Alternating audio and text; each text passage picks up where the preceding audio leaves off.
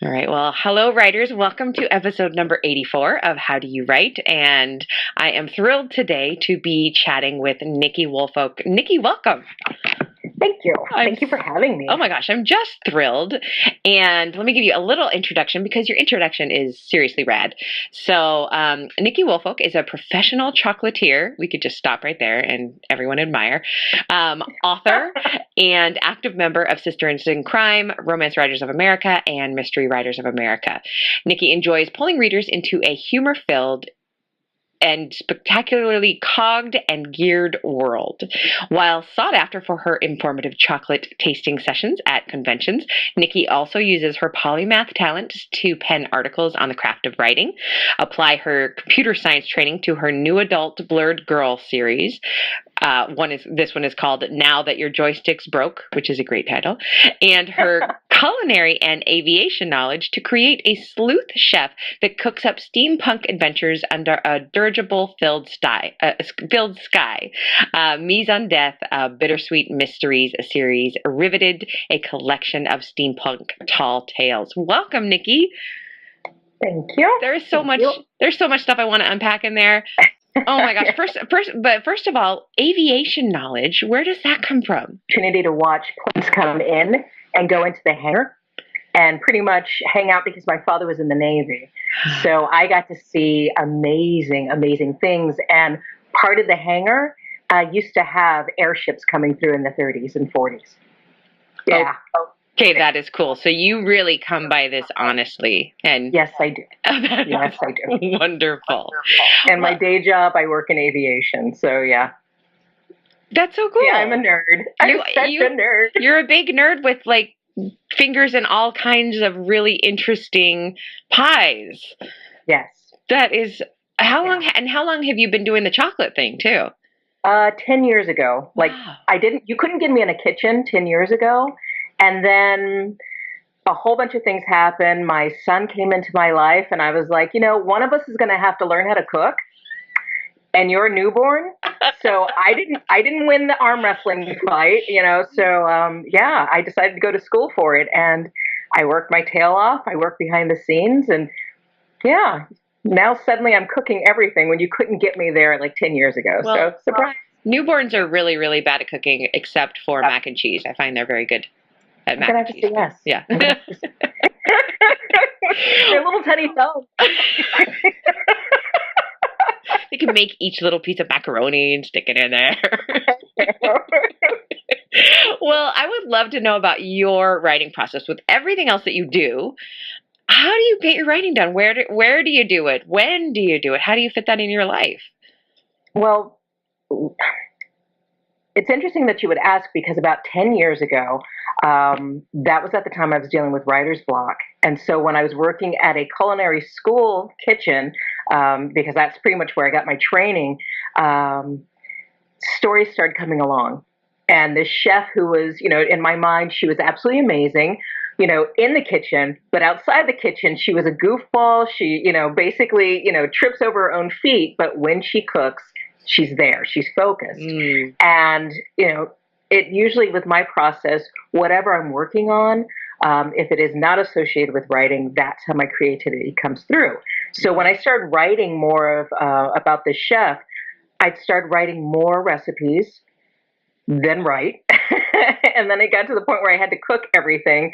And from the cooking, it represented different scenes that I wanted to put together. So they started to work and interweave. So yeah.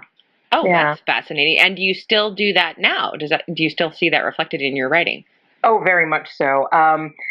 Until I get to the final draft, until I get to the final piece, every single one of my scenes, even if I'm not mentioning food, in my mind, I associate it with food. Like that scene is an hors d'oeuvre. That scene is a dessert. That scene is, yeah.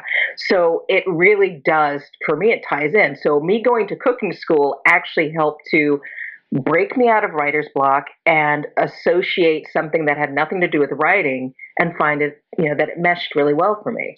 So, yeah. And you mentioned that this was also 10 years ago when you had your son, and 10 years ago, sounds like there was a major sea change in your life.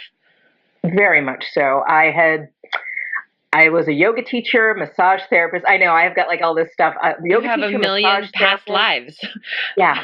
And the market was saturated. Uh, And yeah, and it got to the point where I wanted to use my creativity. I wanted to use my science background, but at the time it was like, well, what do I do with this?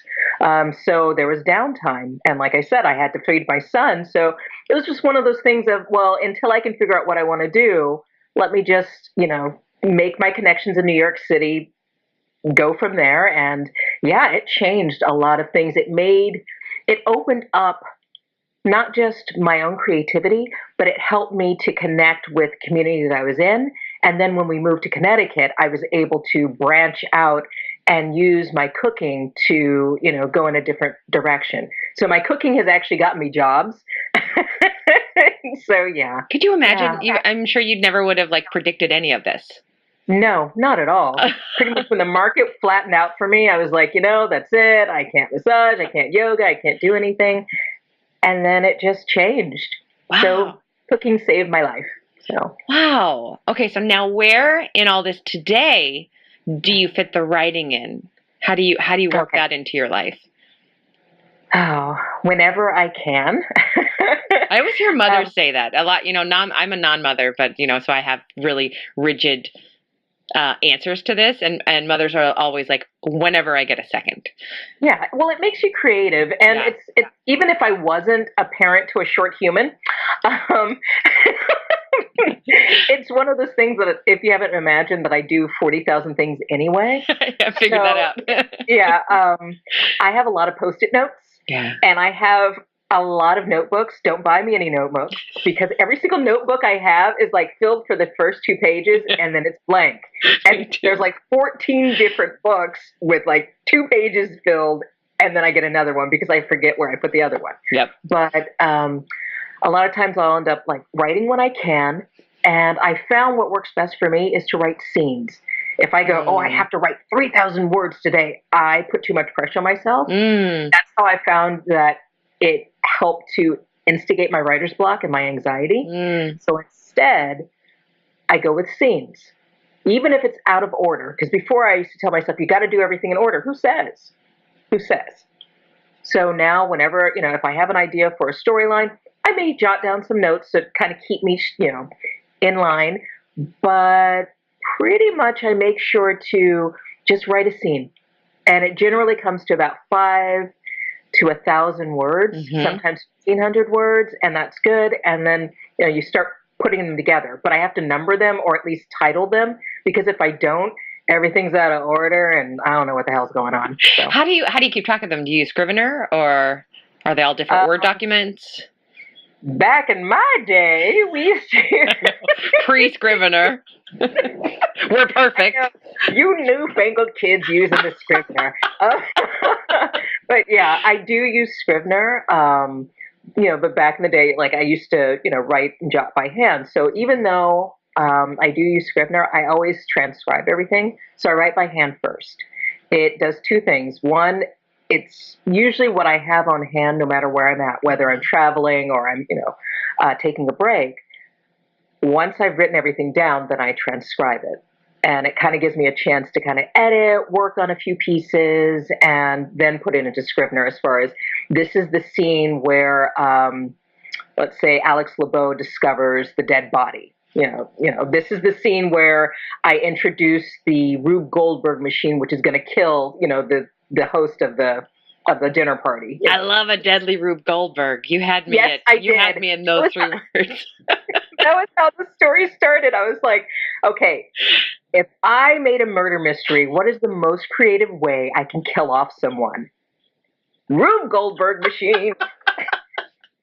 That is so brilliant. Oh my gosh, you're my new favorite human being. So I must say.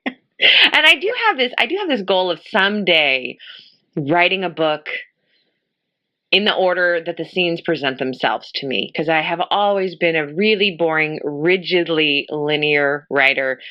the kind of person who pushes myself through the transition scenes, which is dumb because when you're pushing yourself through a transition scene, inevitably they get lifted because they were stupid and you didn't need it.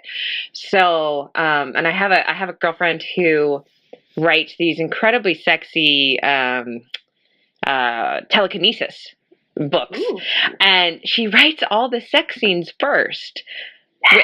Which I mean, when she said that, it just blew my mind, and because they're so important to the book and to that connection with the characters. But she, and someday I'm going to let myself do that. So I love hearing this from you, and oh, that's cool. Okay, so what is your biggest challenge when it comes to writing? Giving myself permission to not write in order like I used to. Yeah. How did you? Okay, so because, as I'm saying, like I want to try that someday. How did you give yourself permission? How did that happen? I realized that doing it the way that I had been doing wasn't working. And not only that, but when I came out years ago, I found that it changed how I wrote.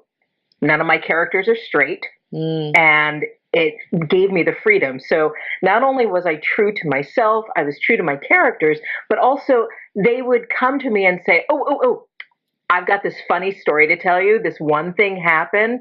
And then it was like, okay, so I'd write that scene and it was like, but how'd you get to that point? Why did that happen? And they're like, oh, well, because it started with, and then I'd end up writing that scene. So once I started realizing, all right, it doesn't have to be strictly in order, I will get there. I had to trust that I'll put it in order eventually, but if I let part of the story flow, it's got a lot more humor to it. It's lighter, and I'm not struggling as much.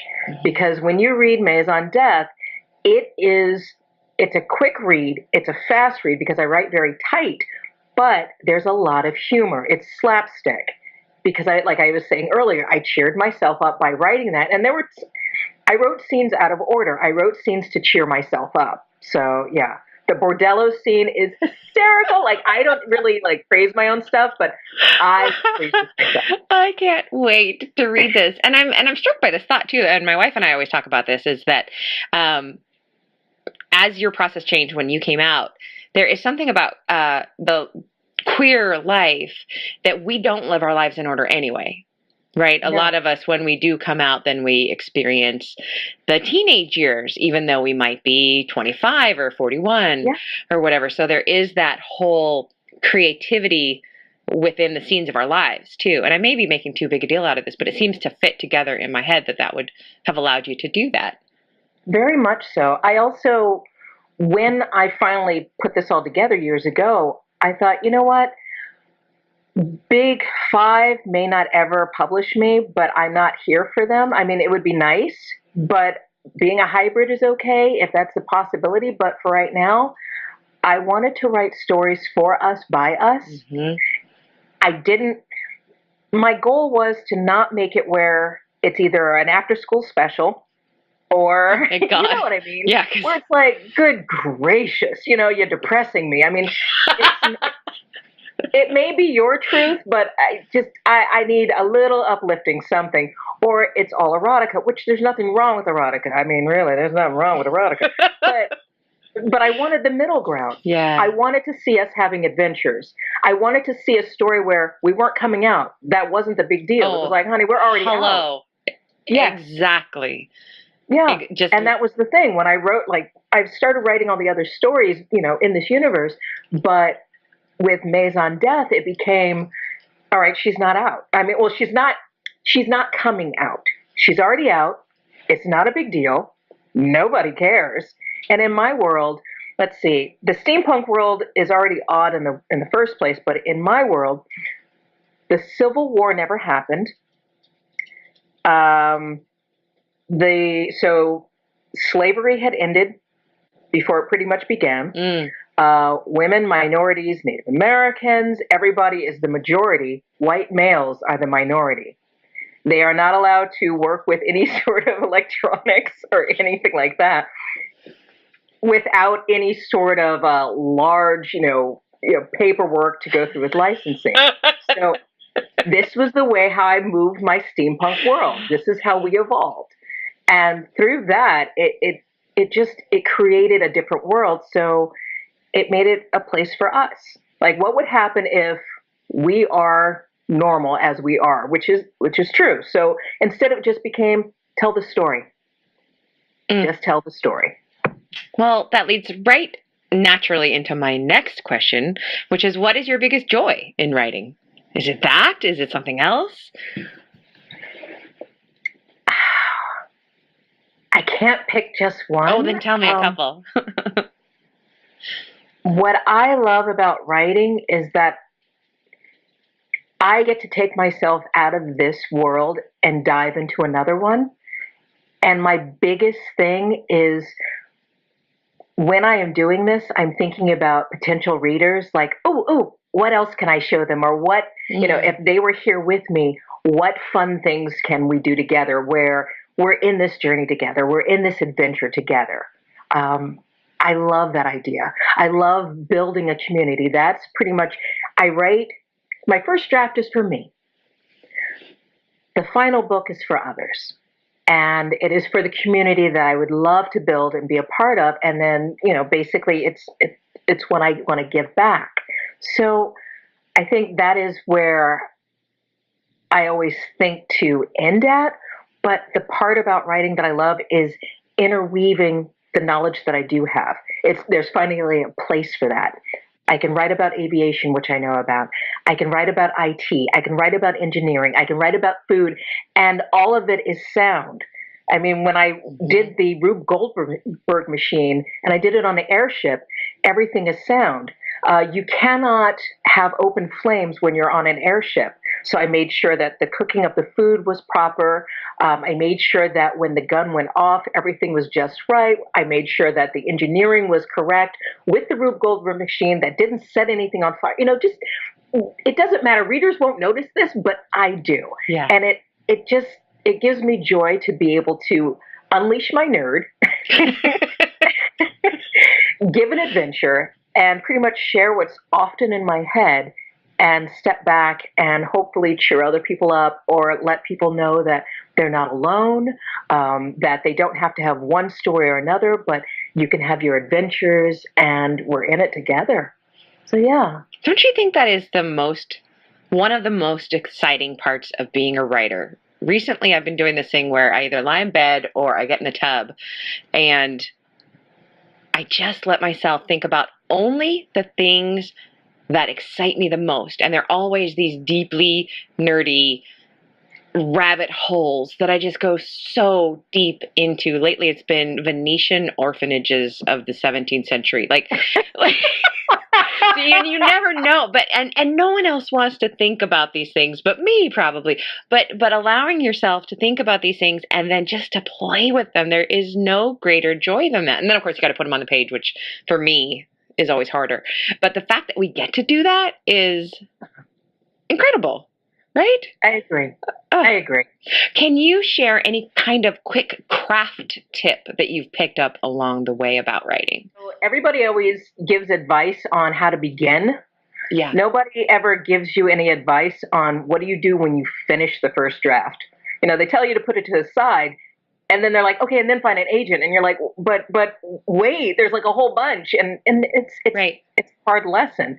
So what I found is, when you start doing your editing, at least for me, it is not me telling you this is how you have to do it. But what I found is when I go through the initial pass, look for a certain amount of certain things. Like if you want to do setting first, like, okay, well, I want to set the mood, set the tone. So I'm just going to read for that. You do your little corrections, but go through your edits first with that in mind. Add to it a little bit at a time. It keeps you from overwhelming yourself.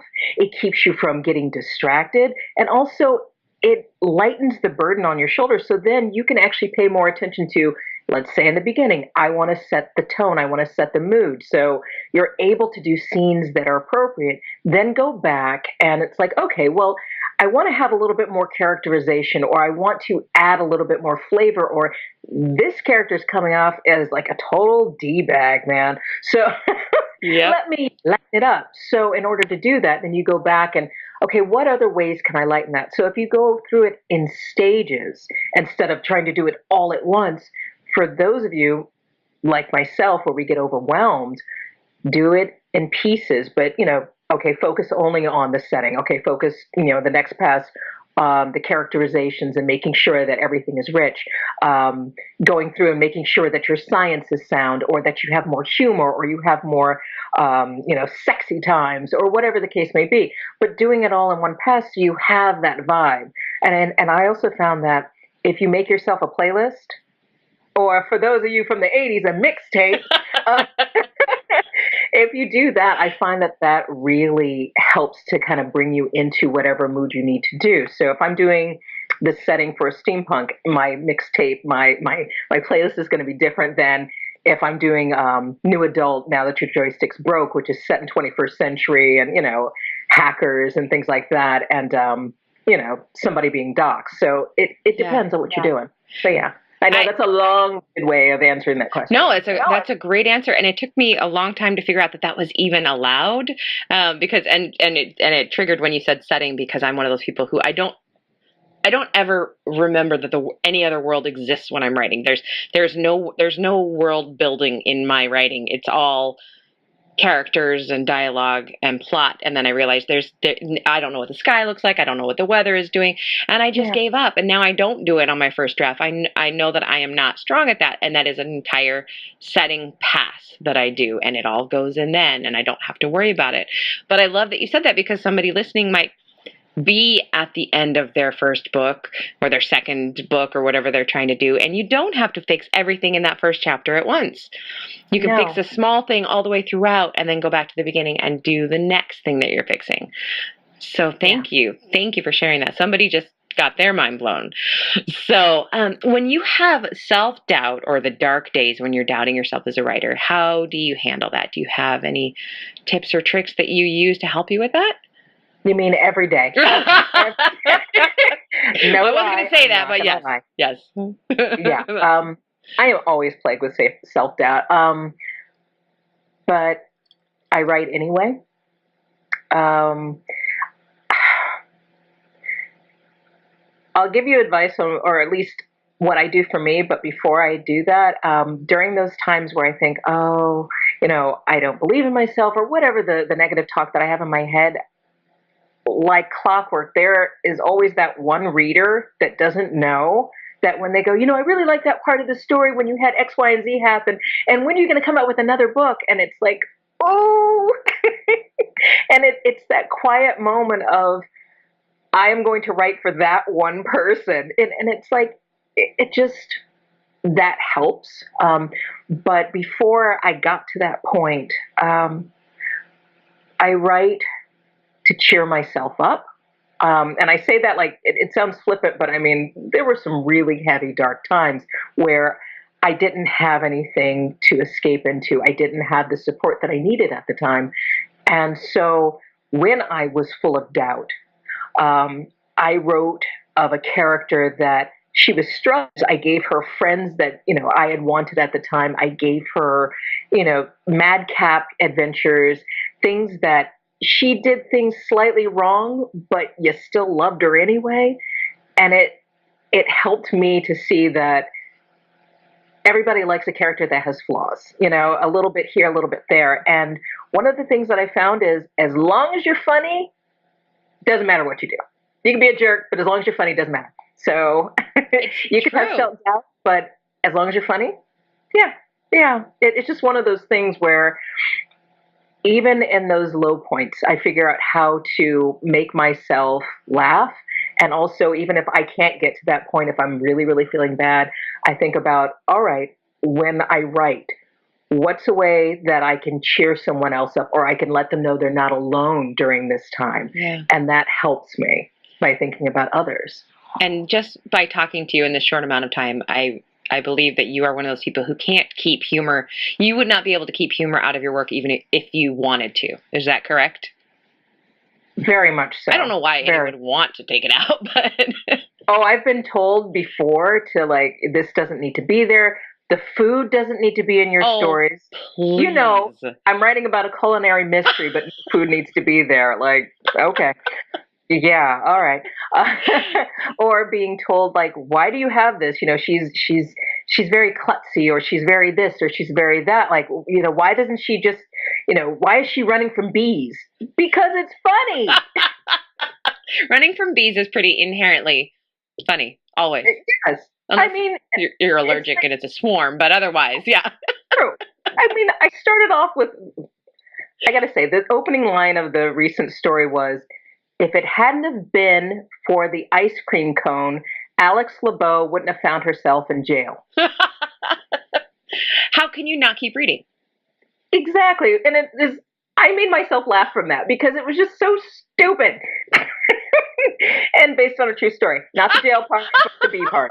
But the bee part, I swear to God. Oh my gosh. Don't talk to my mother. Don't talk to my mother. I cannot wait to read this. But it's one of those things where, and I remember before I added humor to my work, oh man, I was writing urban fantasy. Mm-hmm.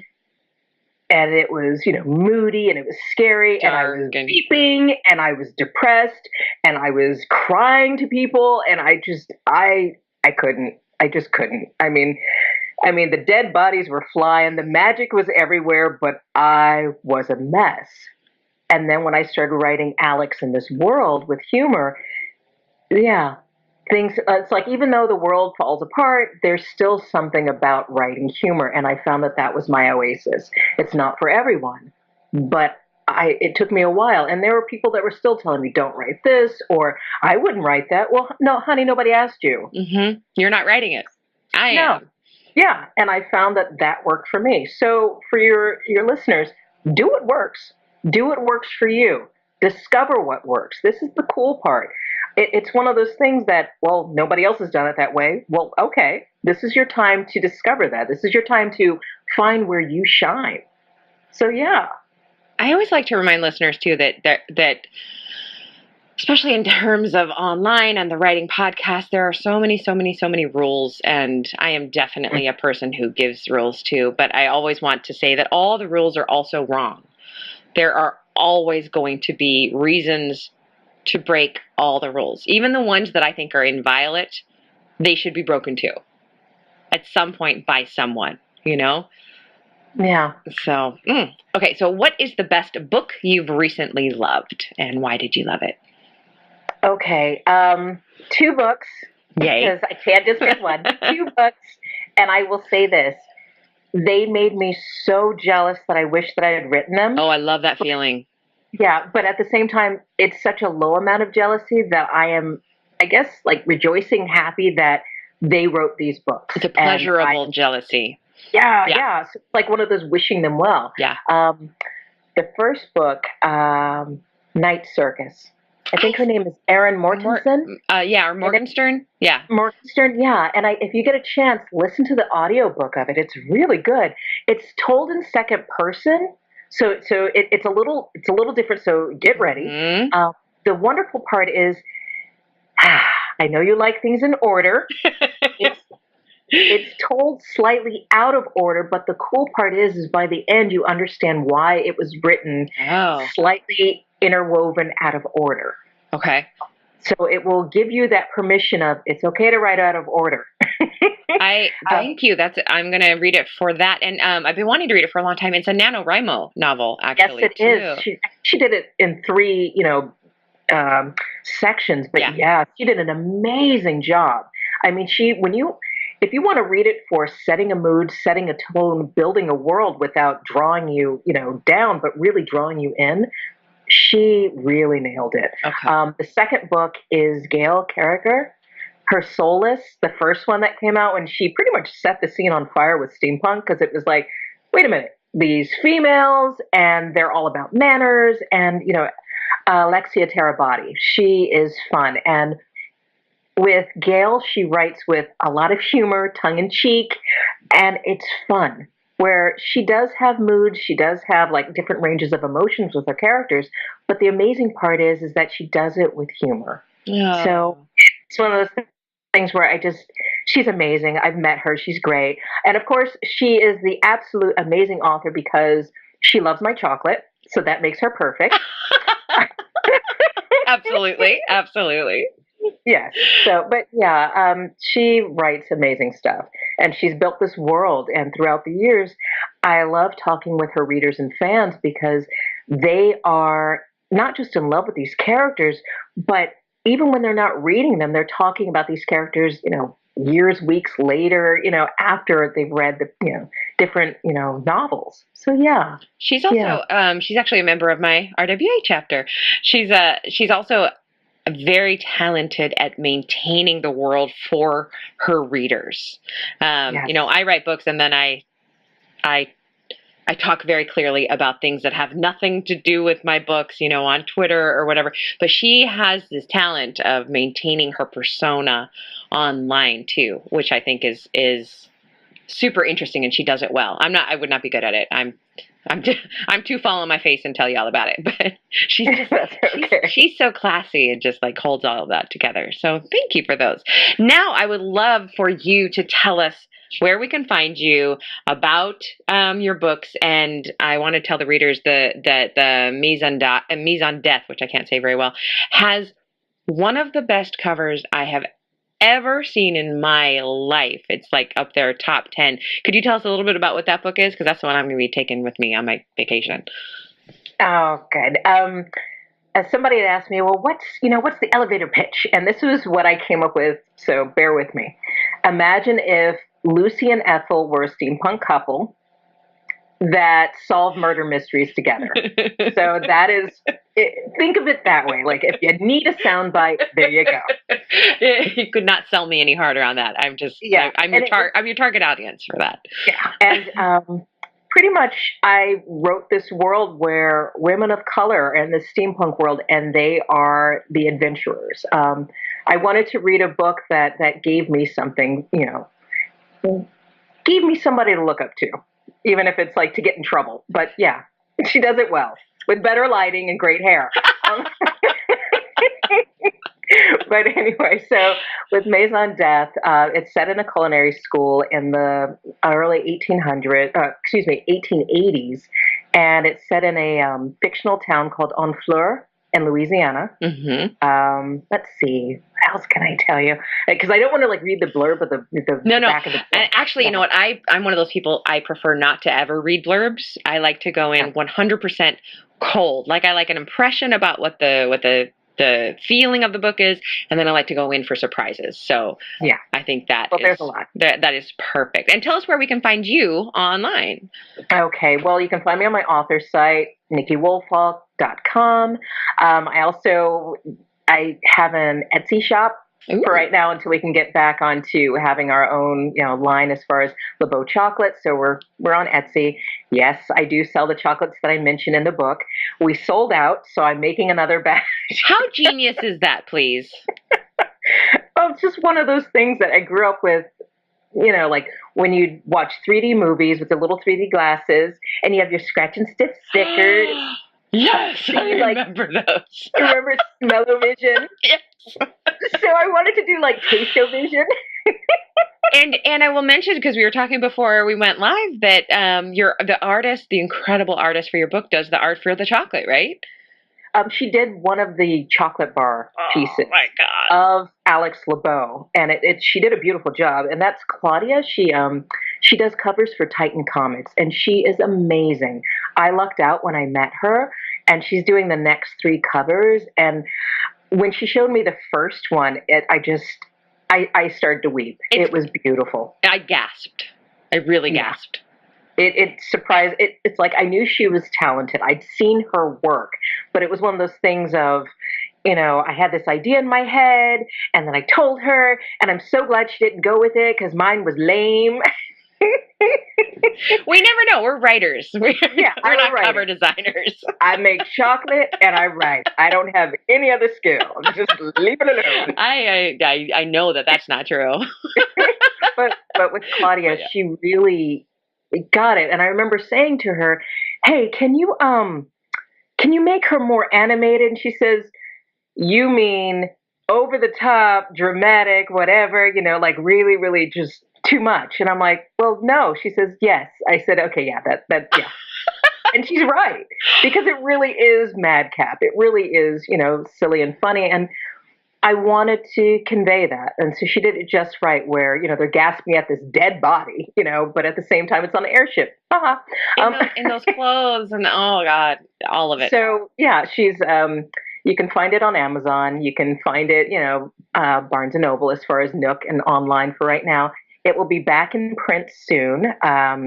Yeah. Oh yeah. And we've got some other books as well. So I have like I mentioned, Now That Your Joystick's Broke. I love that title. It's such a great title. I love that title. That one was fun to write. That was based on, I was so angry. When I wrote it, it was because Felicia Day had been doxxed. Oh yeah. And all that stuff was happening, and there was nothing I could do. And I'd been in that same situation. And so I decided to write. I was watching She's the Man. I know, it's my favorite movie. So I'm watching She's the Man, and I was thinking, what happens if you kind of did that, but with a twist, in the 21st century, with a girl that's been doxxed, and she's trying to get her life back, and her brother's about to start a new job, and he gets ill, and he needs that job. So she basically goes in as him, because nobody's ever met him yet at this new job, and comedy ensues. And it's what a great idea. It was just fun. Anyway, so yeah, there's that, and that's available on Amazon as well. You are a joy to talk to. I was not kidding. You are my new favorite human being. I am so pleased that you came on the show and that I got a chance to meet you. And I hope that I meet you in person at a conference someday. And it's just been such a pleasure to talk to you, Nikki. Thank you. Oh, thank you so much. I can't wait. Yay. Next time. Okay. Well, happy writing to you, and take care. Thank you so much. Thanks. You too. Bye.